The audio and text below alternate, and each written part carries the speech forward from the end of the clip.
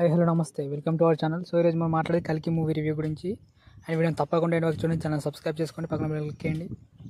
And కల్కి movie, so మూవీపై చాలా experience ఉన్నాయి, దానికి రీచ్ అయింది లేదని మనం వీడియోలో చూద్దాం.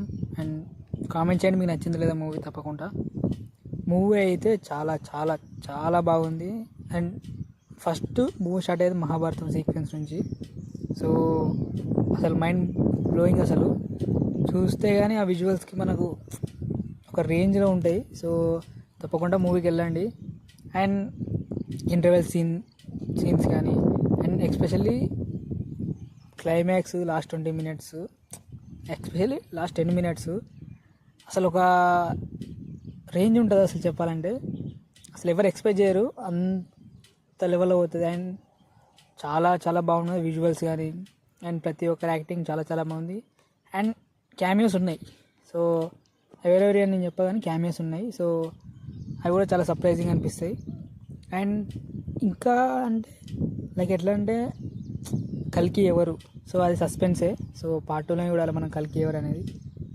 అండ్ ఇంకా ప్రభాస్ గారి యాక్టింగ్ కానీ, అమితాబ్ బచ్చన్ గారు, కమల్ హాసన్ గారు, దీపికా పడుకొని భారీ స్టార్ క్యాస్టింగ్. అండ్ వాళ్ళందరూ 100-200% న్యాయం చేశారు. అండ్ నాకు తెలిసి పార్ట్ 2లో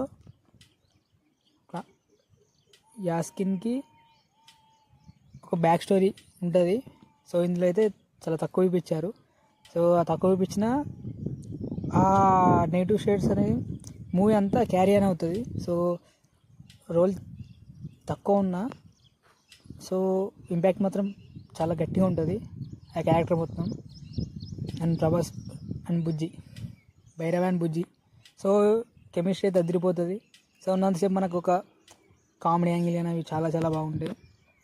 అండ్ మెయిన్ స్టోరీ అయితే నాగేశ్వరి, సో కాన్సెప్ట్ కానీ అన్నీ మన పురాణం నుంచి తీసుకున్నవి. సో దాన్ని కొత్తగా బ్లెండ్ చేసి ఫ్యూచరిస్టిక్గా తీశారు. సో దానిలో సక్సెస్ అయ్యారు 100% చెప్పచ్చు. అండ్ నాకైతే చాలా చాలా నచ్చింది. సో మీకు అనిపించింది తప్ప కామెంట్ చేయండి. అండ్